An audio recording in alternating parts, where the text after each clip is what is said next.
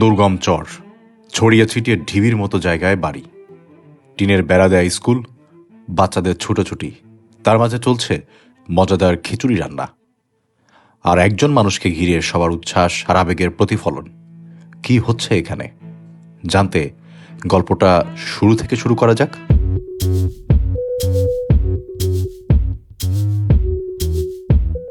আসসালামু আলাইকুম, আশা করছি সবাই ভালো আছেন। এই গল্পের শুরু বন্ধুত্বে, বন্ধু এনায়েত।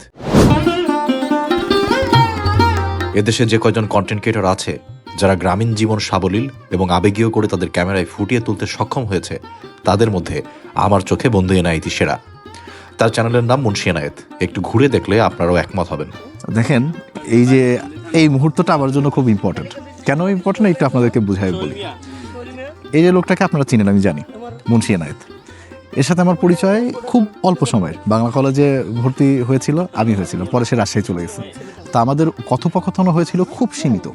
কিন্তু এ এমন একজন মানুষ, স্পেশালি এর ইনফ্লুয়েন্সকে মহসিন ভাই, মানে এ যার সাথে একবার দেখা হবে তাকে এমনভাবে আপন করে নিবে যে ও সহজে বলতে পারবে না। তা আমাদের মাঝে মাঝে ফেসবুকে কথা হতো। এ কন্টেন্ট বানায়, আমি কিন্তু এর কন্টেন্ট দেখেই আমার মনে হলো আমি কিছু একটা বানাই। তা আমি শুরু করি, এবং আমার কন্টেন্ট ক্রিয়েশনের গুরু হচ্ছে এই লোক। না, আমার বন্ধু না, বড় পরিচয় আমার বন্ধু ঠিক আছে, কিন্তু আমি যত ভিডিও করেছি, টেকনিক্যাল দিক বলেন, কি করব, কোনটা কিভাবে করব, কোন কথাটা বলা উচিত না, সব গাইডেন্স আসে আমার এখান থেকে। তা আমি আজকে অনেকদিন পর যাচ্ছি, এনায়েতের সাথে যাচ্ছি, এটা আমার সবচেয়ে বড় আনন্দ। আর একটা বিশাল বড় ইচ্ছা, মহসিন ভাইয়ের সাথে দেখা হবে, যেটা অনেক দিনের ইচ্ছা ছিল। ঢাকায় একবার দেখা হতে হয় না, খুব কষ্ট পেয়েছি। তা আজকে ইনশাল্লাহ দেখা হবে। আর সবচেয়ে বড় আনন্দ হচ্ছে আমাদের আজকে আমরা এই যে শিশুদের সাথে আমরা এই যে তোমার খাবার, তারপর পোশাক, সবকিছু খাতাপত্র আদান প্রদান করব, যে আনন্দ ভাগাভাগি, সেটা সবচেয়ে বড় আনন্দের। কি পরিশ্রমটা করতেছে এটা নিয়ে আমি নৌকায় গিয়ে দেখাচ্ছি। এই পুরো কম্বল টম্বল এই লোক মাথায় করে করে জোগাড় করছে। অনেকদিন ধরেই নিয়ে যাবে বলে অবশেষে বন্ধু নিজে একদিন ফোন দিয়ে জানালো, চলো এবার যাওয়া যাক। চলছে সেই যাত্রার প্রস্তুতি। তবে গল্পের শুরু এখানে না, আরও পিছিয়ে যাওয়া যাক। রাজবাড়ি, আমার শহর, আমার স্মৃতিময় শহর। আগের দিন সন্ধ্যায় রওনা দিয়ে পৌঁছায় রাজবাড়ি। করতে হবে কেনাকাটা, মুরগি, চাল, ডাল, আরও নানা কিছু। চরের ছোট্ট স্কুল হলেও সেখানে আজ 113 জন বাচ্চারা নাগোনা। রাত 9টা-10টা হবে, এর মধ্যে বেশিরভাগ দোকান বন্ধ। মুদি দোকান খুঁজে পেতে বেশ বেগ পেতে হলো। বাবুর্চির ফর্দ অনুযায়ী কেনা হলো সব। ও, আর এই হলো আমাদের বাবুর্চি, আমার চাচাতো ভাই আক্কাস, যাকে আমার ভাবিরা মজা করে ডাকে বাবু শেফ। গ্রাম থেকে সকালে ছুটে আসছেন তিনি, রান্নার দায়িত্ব তার কাঁধেই। আর বড় ভাই আছে, আজকে রান্নাবান্নাও ভাই করবে, সাথে আমার এলাকার আরেকজন আছে। ভোরবেলা তাড়াহুড়ো করে বের হলাম, মুরগি আর বাকি বাজার নিয়ে রওনা হলাম দৌলতদিয়ার উদ্দেশ্যে। সেখান থেকে ধরতে হবে ট্রলার। সাথে আক্কাস ভাই, ছোট ভাই ইসলাম, আর আমার গ্রামের আরেক ছোট ভাই সাজ্জাদ। সে আজকে রান্নায় সহযোগিতা করবে। মাঝ রাস্তায় বন্ধু এনায়েতের ফোন। সব নিলেও নেওয়া হয়নি রান্নার জন্য লাকড়ি। সব নিয়েছি, আমরা একটা জিনিস ভুল করে আসছি, এটা হচ্ছে আমরা লাকড়ি নিয়ে নেই। আর চরের মধ্যে গাছপালাই নাই।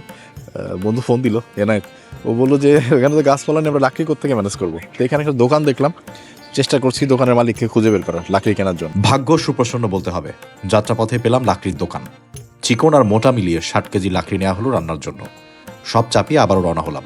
তো আমাদের সিচুয়েশনটা একটু দেখেন, আমরা এই যে লাকড়ি টাকড়ি নিয়ে এর উপরে জোর আসন দিয়ে বসছি, ভালোই লাগতেছে, মানে মনে হচ্ছে যে বাসায় বসে আছি, এরকম একটা অবস্থা।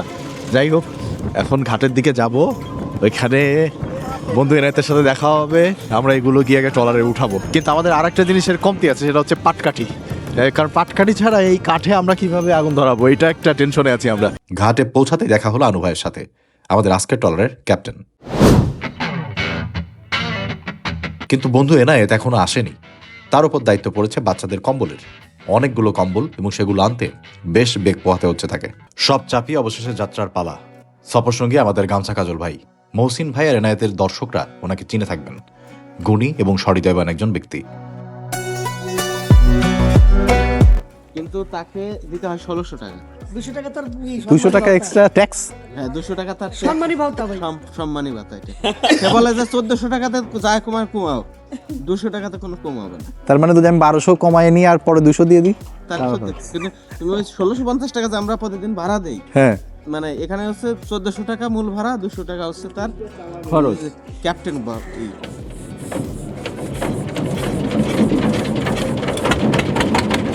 ক্যাপ্টেন আনু ভাই নোঙর তুললেন। হালকা কুয়াশায় ছেয়ে থাকা পদ্মায় ভাসবো কিছুক্ষণের মধ্যেই। গন্তব্য পাবনার খারচর, যেখানে দেখা হবে 113 জন দুরন্ত বাচ্চা আর আমাদের সবার প্রিয় মহসিন ভাইয়ের সাথে, যার হাত ধরে এত কিছু, চড়ার স্কুল, 113 জন শিক্ষার্থী আর আমাদের যাত্রা সব সম্ভব হয়েছে একজন মহসিনুল হাকিমের জন্য। শীতের পদ্মার রূপ অন্যরকম, অল্প দূরত্বেও বেশিরভাগ জিনিস ঝাপসা। চরের বা নদীতে চলাচলের ভিডিও দেখে যতটা সুন্দরের খোঁজ আমরা পাই, বাস্তবে সেই পথে চলাটা সহজ না। নদী থেকে আসা হিমশীতল বাতাস এতটাই প্রখর যে মনে হচ্ছে ঠান্ডা শরীরে ঢুকে যাচ্ছে চামড়া ভেদ করে। বন্ধু এনায়েত আর গামছা কাজল ভাইয়ের গল্পে কিছুটা মনোযোগ সরে নিতে পারায় যাত্রাপথের কষ্ট কমেছে অনেকটাই। অবশেষে পৌঁছলাম খারচর। কাছাকাছি আসতেই বেশ করে চোখে পড়ল নদী ভাঙনের দৃশ্য।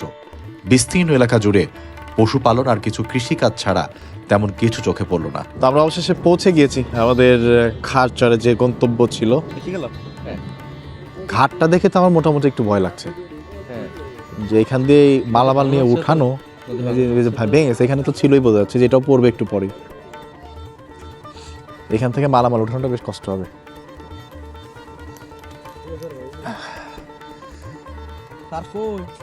নদীর পাশে খাল, ছোট ছোট কচুরি ফুল ফুটে আছে, সুন্দর তো।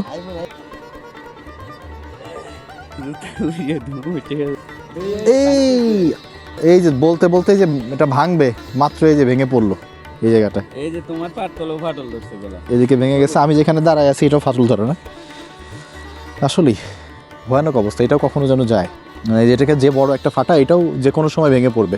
আমাদের একটা ঘোড়ার গাড়ি আসার কথা, জানি না আসছে কিনা। এই পাশে আসবে, দেখে আসি, মানে গেছে দেখতে। দুঃখের বিষয় এই ঘোড়ার গাড়ি আমাদের না, আমাদেরটা অন্য পাশ দিয়ে আসবে। পাকা দেখে দাও তো, এনে একটা টমেটো। গামছায় মুছে দিছি, ধরো এর থেকে বড় ধোয়ার হয় নাকি আমাদের জন্য? পাকা আছে তো, ওই এটা পাকছে। ও, বন্ধু আমি কিন্তু নাস্তা করতেছি, নাস্তা কিন্তু আমি করিনি, এটা আমার নাস্তা। তো আজকে নাস্তা হচ্ছে ক্ষেতের পাকা টমেটো দিয়ে। বিসমিল্লাহ। আচ্ছা, সুস্বাদু যে খুব বেশি তা তো না, কিন্তু খেতে খারাপও লাগতেছে না। গ্রামে যখন আমার চাচাদের জমিতে চাষ হতো, গিয়ে এরকম লবণ দিয়ে খাইতাম, লবণ থাকলে একটু বেশি ভালো লাগতো। এই তোমরা কি আমাদের পাঠশালা থেকেই? হ্যাঁ, আসো আসো। আমাকে খারচরে আসতে যারা সাহায্য করেছে তাদের কথা এখানে না বললেই না। এসবি ম্যান্স নামে প্রিমিয়াম মেন্স ফ্যাশন এবং সুন্দর সুন্দর ঘড়ির ব্র্যান্ড ডজ অ্যান্ড ডায়াল অবশ্যই অনেক বড় ধন্যবাদের যোগ্য। গতানুগতিক প্রমোশনের বাইরে এসে এটা সর্বদা ভালো কাজের সাথে। 2টা পেজের লিঙ্কই ডেসক্রিপশন বক্সে থাকবে, দেখে আসতে পারেন। চরের যানবাহন বলতে ঘোড়ার গাড়ি। আমাদের ঘোড়ার গাড়িটা আসতে একটু দেরি করছে। গাড়ি আসার আগে চলে আসলো আমাদের পাঠশালার বাচ্চারা। এসেই অশেষ উদ্যমে তারা ব্যস্ত হয়ে পড়ল নৌকা থেকে মালামাল নামাতে। তাদের আগ্রহ আর পরিশ্রম করার ক্ষমতা দেখলে অবাক হবেন আপনারাও। কিছু দূর এগোতেই দেখলাম কৃষকেরা জমি থেকে টমেটো তুলে ঘোড়ার গাড়ি ভর্তি করে নিয়ে আসছে ঘাটে। এখান থেকে নৌকায় চলে যাবে শহরে বিক্রির জন্য। এদের একটা গাড়ি খালি হতেই তাতে আমাদের মালামাল চাপিয়ে রওনা হলাম আমাদের পাঠশালার উদ্দেশ্যে। তো আমরা ভাবছিলাম যে এই জিনিসগুলো নামাবে কে? আমাদের পাঠশালা ছোট ছোট বাচ্চা কাচ্চারা এসছে, আর এখানকার 2জন মানুষ মানে খুব সহজেই আমাদের মালামাল সব নেমে গেল, ঘোড়ার গাড়িতে চেপে গেছে। এটা এখন আমাদের পাঠশালার দিকে যাবে। শহরে বসবাস কষ্টের, এবং এখানে একটা জিনিস নিয়ে যাওয়া, সেটা কোনো একটা কাজে ব্যবহার করাও বেশ কষ্টের। চরে সন্ধ্যায় আর সকালে যত ঠান্ডা, যখন একটু রোদ ওঠে ততটাই গরম। ফাঁকা জায়গা তো, রোদটা একদম ভালো মতো লাগে। আর আমি অলরেডি ঘেমে যাচ্ছি, একদমই এখন ঠান্ডা নাই। 11টা 12টা বেজে গেছে প্রায়। আমাদের মালামাল ভর্তি যে ঘোড়ার গাড়িটা, সেটা উঠে আসছে। চাষের জমির পাশে উঁচু ভিটা করে মানুষের বসতি, সাথে চলে পশুপালন। স্কুলে পৌঁছে দেখলাম ছোট বাচ্চারা ক্লাস করছে। তুলনামূলক যারা একটু বড়, তারাই কম্বলের বড় বড় বস্তাগুলো 2-3 জন মিলে গাড়ি থেকে নামিয়ে ফেললো খুব সহজে। পাশের বাড়ির উঠোনে চলছে আমাদের রান্নার প্রস্তুতি। স্কুলের পাশে একটা ছোট্ট ঝালমুড়ির দোকান, দেখে আর লোভ সামলাতে পারলাম না। ঝালমুড়ি খেতে বসে গেলাম সবাই মিলে। ঝাল ঝাল ঝাল ঝালের মতো যত ইচ্ছা পারেন, ঝালে কোনো না নাই। ঝালে না আছে বলো? কেমন আছে? চরের মধ্যে ঝালমুড়ি খেলে একটা দোকান পাইছো? এটা ঝালমুড়ি না, এটা হচ্ছে 12 বাজার একটা মুড়ি হয়। শুধু এখানে 10 পদ মিসিং, বাট 7টায় 12 বাজার মতো হয়েছে। মানিকগঞ্জ এরিয়াতে বিক্রি করে, চিরা মিক্স থাকে। এই যে আমি খাইছিলাম হচ্ছে তোমার এই জিটকা হাটে। কারণ নর্মালি ঢাকায় যে আমরা ঝালমুড়ি খাই, ওটাতে ছোলা থাকে না। এখানে ছোলাটা দিয়ে স্বাদটা পুরো চেঞ্জ করে ফেলছে। আর ওই যে মশলাটা আর ভরপুর হচ্ছে তোমার সরিষার তেল। পার্ট টাইম রিভিউ দিই খাবারের, পার্ট টাইম ফুড ব্লগার, কিন্তু তার ফুডের ব্যাপার আলাদা। এরকম একটা দোকান থাকতো, হুম, কারো দেখা গেল আক্কাস কাকা, কারো দেখা গেল দলিল কাকা, কারো সলিম কাকা, রিপন মামা। রিপন মামা, এরা হচ্ছে যে আমাদের শৈশবের। এক কাজ করেন, আপনি আপনি রিভিউ দেন, আমি ততক্ষণ ধরে রাখি। খাইতে থাকি, রিভিউ হবে খাওয়ার পরে, খাওয়ার পরে খাওয়ার আগে কিসের রিভিউ? তুমি রিভিউ দাও, আমরা খাই। আপনি বলতে থাকেন। বলেন। না আসলে এটা টাইনে নিয়ে যাওয়া একজনের কাছ থেকে, না এটা আসলে তো একটু এটা আপনার লোক খারাপ নেই, এটা রাউন্ড দা ক্লক যাবে না, এদিক দিয়ে আসছে এদিক দিয়ে ঘুরে যাইতে হবে। না না, আপনি কথা বলতেছেন, কষ্ট করে ধরে রাখছেন, এটা কেমন হয়? হ্যাঁ এটা দৃষ্টিকটু। আমার ভাইয়ের হিসাবে, মানে যিনি বাবুর্চি রান্না করবেন ওনার হিসেবে যেটা ছিল ওটা আনা হয়েছে, বাট হিসাবে একটু গরমিট হয়েছে, তো আমাদের আরো কিছু পেঁয়াজ লাগবে বুঝছো, আর লাগবে হচ্ছে লবণ। তো আমাকে, তোমার নাম কি? হুসাইন। এই যে হুসাইন আমাকে পথ দেখলো, তুমি আমাদের পাঠশালায় পড়ো না? জি। আর কোন ক্লাস এখানে? 2। 2। তারপর ওইখানে গিয়ে কিনে নিয়ে আসবো, তারপরে হুসাইন যা খাবে হুসাইনকে সেটাও কিনে দেওয়া হবে। কি খাবা? বিস্কিট, ঠিক আছে চলো। এটা দোকান মানে বাড়ির পাশে আর কি, টং। ভাই আসসালামু আলাইকুম। পেঁয়াজ আছে নাকি? হ্যাঁ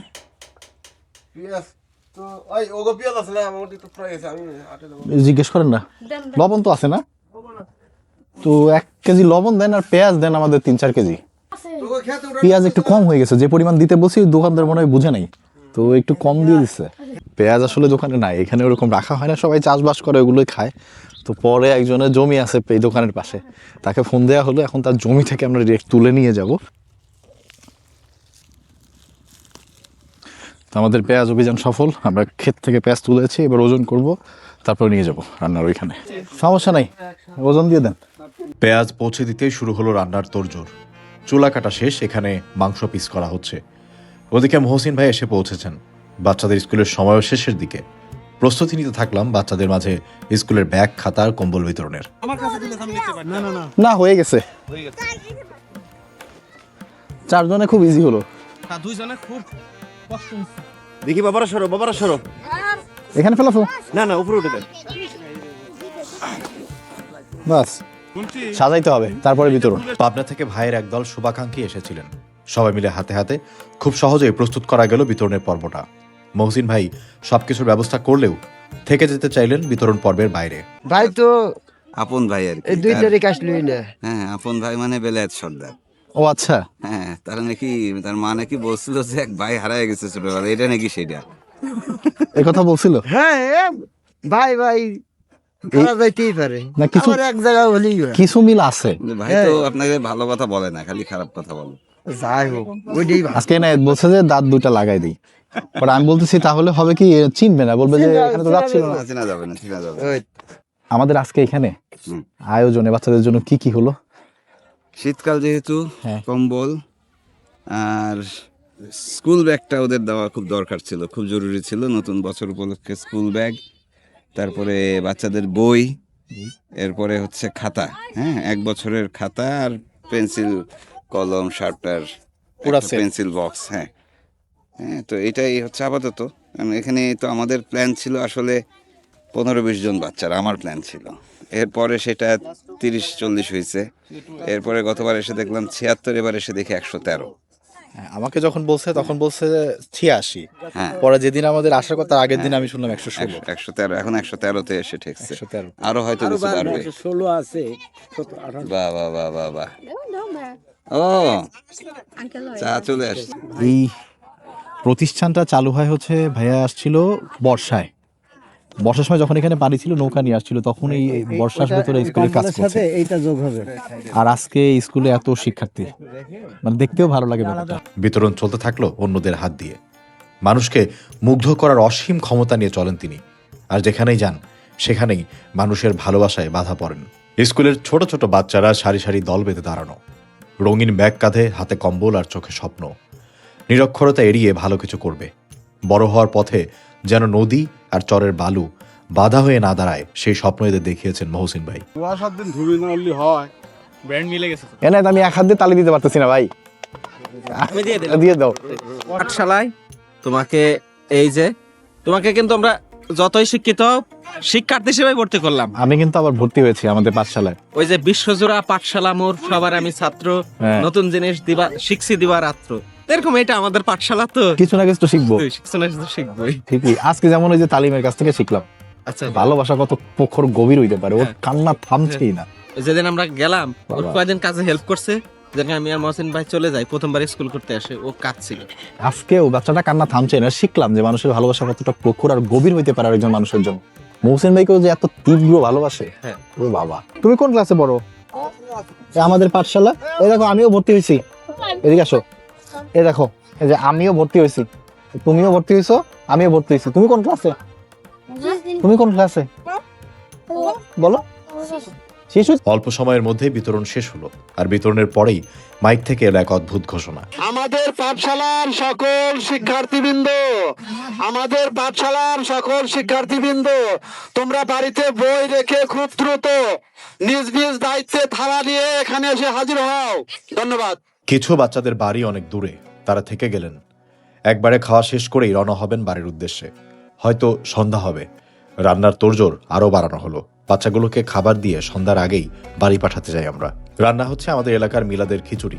রান্নার প্রক্রিয়া খুবই সাধারণ। পেঁয়াজ, রসুন, আদা আর কিছু গুঁড়া মশলা, সাথে মুগ ডাল, ভাতের চাল আর মুরগির মাংস। সাধারণ এই রান্না স্বাদের দিক থেকে হয় অসাধারণ। রান্নার ঘ্রাণ ছড়িয়ে পড়ছে আশেপাশে। বাচ্চাদের সাথে সাথে আমার পেটের ক্ষুধাও বাড়তে থাকলো। আমাদের আয়োজন মোটামুটি সফলভাবেই হচ্ছে। এখানে বই, ব্যাগ, খাতা এবং কম্বল বিতরণ মহসিন ভাই বাকি সবাই মিলে অলরেডি করে ফেলেছে। বেশিরভাগ বাচ্চার হয়ে গেছে। আর আমার পেছনে রান্নাও বেশ ভালো গতিতে আগাচ্ছে। আই থিঙ্ক আমাদের আর সর্বোচ্চ 30-40 মিনিট লাগবে রান্না হতে। এখন বাচ্চাদেরকে অলরেডি অনেক দেরি হয়ে গেছে। এখন কটা বাজে? অলরেডি 2:52 বাজে, 3টার কাছাকাছি। বাচ্চারাও ক্ষুধার্ত, বাকি সবাইও ক্ষুধার্ত। রান্নাটা হলে তাদেরকে খাবারটা দিতে পারলে দেন আমাদের মনে শান্তি যে না, যে পরিকল্পনা নিয়ে আমরা এসেছি সঠিকভাবে পূর্ণ হয়ে গেছে। আর এখানে মহসিন ভাইকে মানুষজন এত বেশি ভালোবাসে, এটা আপনি এখানে উপস্থিত না থাকলে আসলে বোঝা মুশকিল। এই মানুষটা একটা চর এলাকার বাচ্চাদের জীবন পরিবর্তনে যে ভূমিকাটা রাখছে, এটা তুলনা হয় না। ওনার উদ্দেশ্য যে বাচ্চারা অ্যাটলিস্ট এখান থেকে অক্ষর জ্ঞানটা নিক, তারপরে হয়তো ভালো কোনো স্কুলে তাদের পড়ার আগ্রহ জাগবে, বাবা মারাও বুঝতে পারবে পড়ালেখাটা করানো উচিত।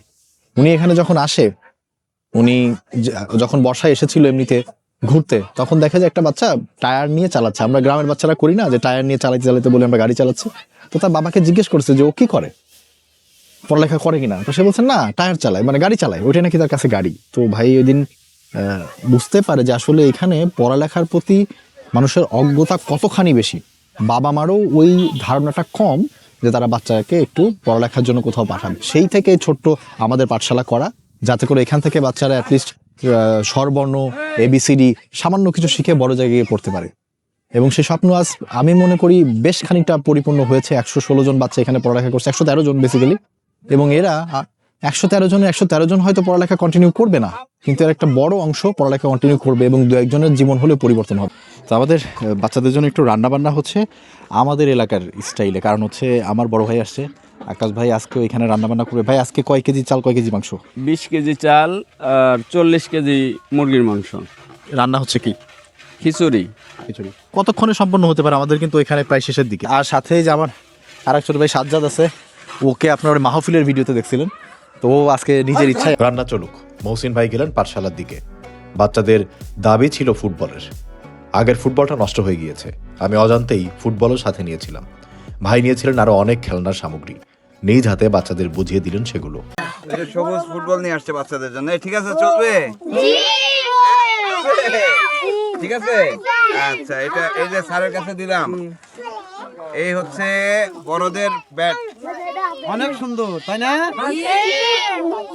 যারা বড় তাদের জন্য, ঠিক আছে? তোমরা সাথে বল। হ্যাঁ, সাথে এই যে বল।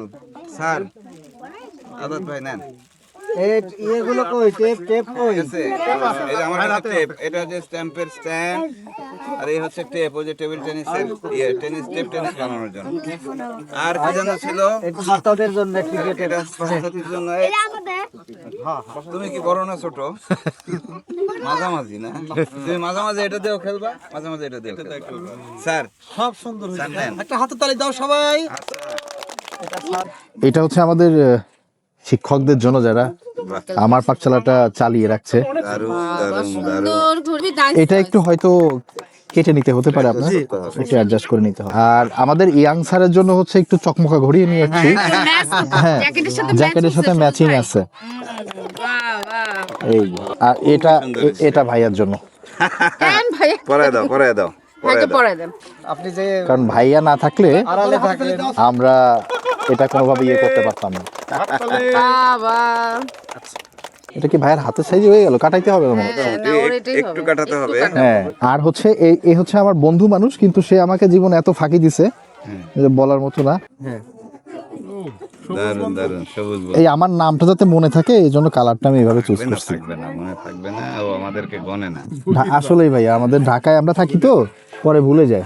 হ্যাঁ হয়েছে নাও। এই সুতা কিন্তু ছিড়বো না, কয়েকদিন রাখবো। বড় ছোট সবার জন্য সব ধরনের ঘড়ি পেয়ে যাবেন ডজ অ্যান্ড ডায়াল এই পেজটাতে। বাজেটের মধ্যে বেস্ট এই স্লোগান নিয়ে তারা বেশ সুন্দর সুন্দর ঘড়ি বিক্রি করছে। ডেসক্রিপশন বক্সে লিংক আছে, একবার ঘুরে আসতে পারেন। না তো জীবন অনেক জায়গায় করছেন, এইখানকার রান্না করে কেমন লাগতেছে? রান্না করার মজাই তো আলাদা। একটা স্কুল বাচ্চাদের জন্য রান্না করতেছি, মনের কাছে এমনি ভালো লাগতেছে। তারপরে এখানকার লোকজন যারাই আছে সাহায্য সহযোগিতা কাজে অনেক ভালো। আর এই যে একটা চর, আমার তো মনে হয় না আপনি এর আগে কোনো চরে গিয়ে রান্না করছেন। না, কখনোই না। তো চরের একটা ব্যাপার আছে, এটা সকালবেলা অনেক ঠান্ডা, দুপুরবেলা অনেক গরম, জি, সন্ধ্যার সময় কিন্তু আবার অনেক ঠান্ডা। সূর্য কিন্তু ডোবা ডোবা ভাব, বেশি ঠান্ডা হয়ে গেলে কিন্তু খিচুড়ি বড় হয়ে যাবে।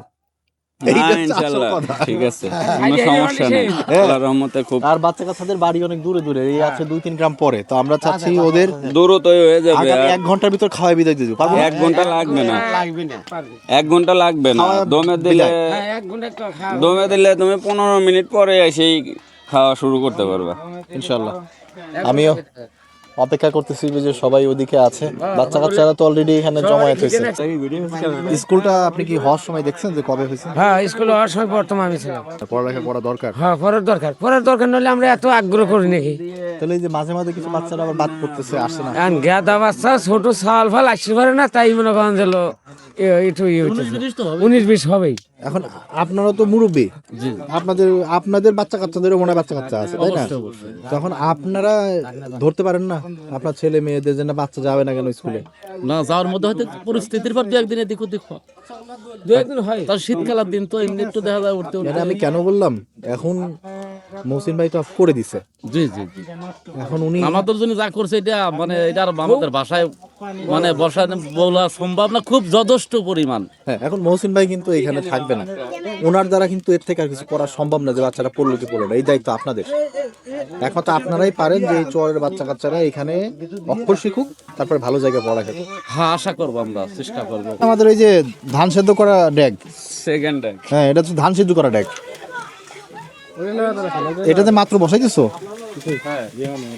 নামায় বসাতেছিলাম, তাও তো এটা ভাবলাম বুদ্ধি করে এটা দিয়ে দিই। না, ভালো করছো, কারণ ভাই ড্যাগ না নামলে সবাইরে খাবার দেওয়া সম্ভব না।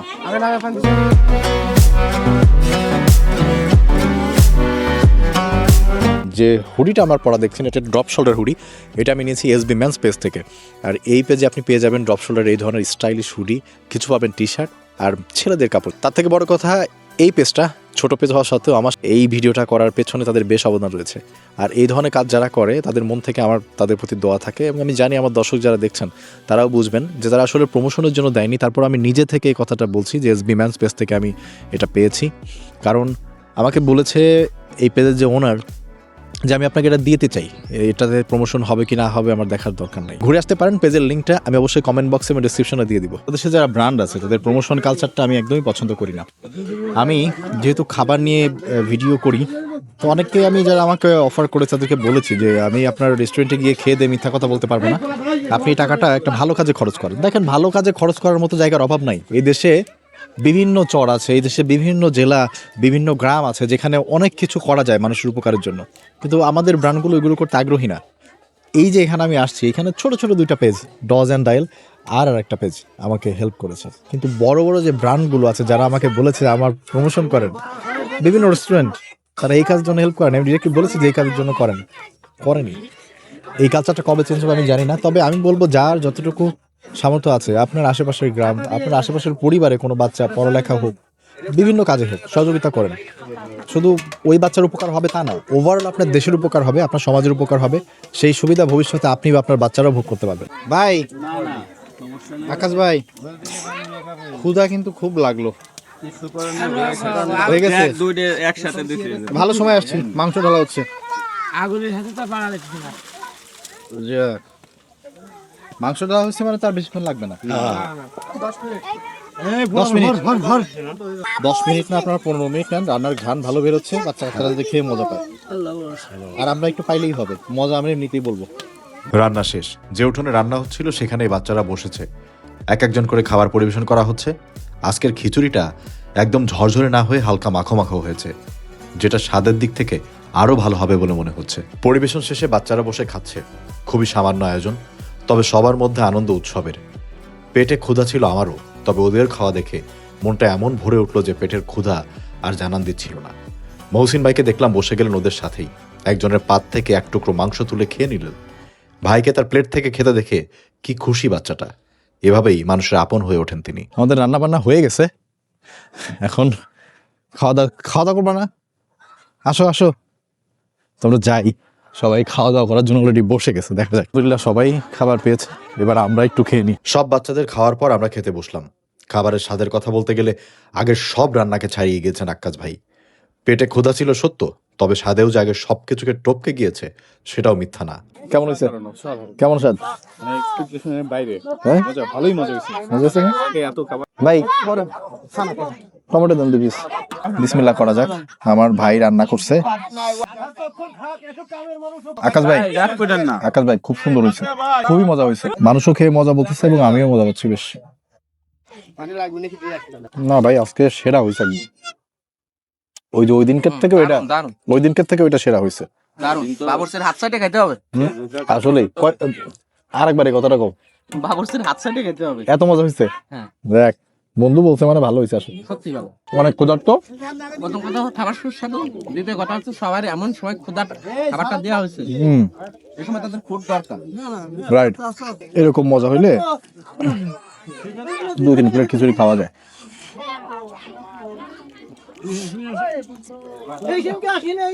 প্লেটের খাবার পেট ভরাচ্ছিল, আর আজকের দিনটা এমনভাবে মন ভরে দিয়েছে যা মনে থাকবে অনেক দিন। তুমি যেতে দিতে চাচ্ছ না কেন? যাক, খাওয়া কেমন হয়েছে? ও যেতে দেয় না, ও একজন আছে, আলিম আছে। পড়াশোনা করে ঠিক মতো হচ্ছে না, খবর পাচ্ছি। হচ্ছে ঠিকঠাক মতো জানি। অনেক ধন্যবাদ, অনেক সবাইকে ধন্যবাদ। হ্যাঁ, আসসালামু আলাইকুম। ধন্যবাদ। আপনারাও যে সহযোগিতাটা করলেন, না হলে তো আমরা এখানে এসে কুল পেতাম না। না না, কোনো সহযোগিতা না, আপনারা বরং তো সবকিছু কষ্ট করে একই জায়গায় আপনি অনেক পরিশ্রম করছেন, এবং আপনি এখানে না থাকলে আমরা এটা কোনোভাবেই হইতো না। কিন্তু আমার মতো আরো 5টার দরকার ছিল, আসলে সেই মানুষগুলো পাওয়া যায় না। তারপর আপনার আরো কষ্ট থুয়ে গেছি, ওইটা 2,000 লাগবে। যাক, ভালো থাকেন, আবার আসবেন ইনশাল্লাহ। সবাই যোগাযোগ করে এক লগে আবার আসেন। এই আজকে যেভাবে দাওয়াত দিছে, না আসলেও আসতে হবে। তারপরে যে লাউ এবারে নিতে পারলাম না, লাউ তো খেতে তো আসতে হবে, খাইতে হবে না। আর 10 মিনিট বেলা পর পাওয়া যায় তো। না না না, আমরা এসে খাবো, হ্যাঁ, এটা সবচেয়ে ভালো, সেটা ভালো হবে। খুবই সুন্দর একটা দিন কাটিয়ে আমরা ফেরত যাচ্ছি খাটচর থেকে। মানে দেখেন, এই এলাকায় এরকম একটা আয়োজন করা বা সেটা সম্পূর্ণ করা, এটা একজন মহসিন ভাই না থাকলে সম্ভব না। আর এই এলাকার মানুষের কাছে যে উনি কি, সেটা আমি এখানে এসে অনুধাবন করতে পেরেছি। আর আমি চাই এরকম কাজ ভাই আরও করুক, এবং সেখানে যেন আমরাও শরিক হতে পারি, আমরা যেতে পারি। খাটচরের এই সন্ধ্যায় যতটা না এই আয়োজনের আনন্দ, তার থেকেও বেশি আবেগ আপ্লুত যে এরকম আরও শত শত খাটচর আমাদের দেশে আছে, যেখানকার শিশুরাও হয়তো পড়ালেখা করতে পারছে না। তো সেই ব্যাপারে আমরা কাজ করতে হয়তো জানি না বা করতে পারি না। আশা করি ভবিষ্যতে হয়তো বিভিন্ন মানুষজন যাদের সামর্থ্য আছে এইসব কাজে হাত দিবেন, একটু হলেও হয়তো কিছু পরিবর্তন আসবে, সেটা পজিটিভ দিকে আসবে ইনশাল্লাহ।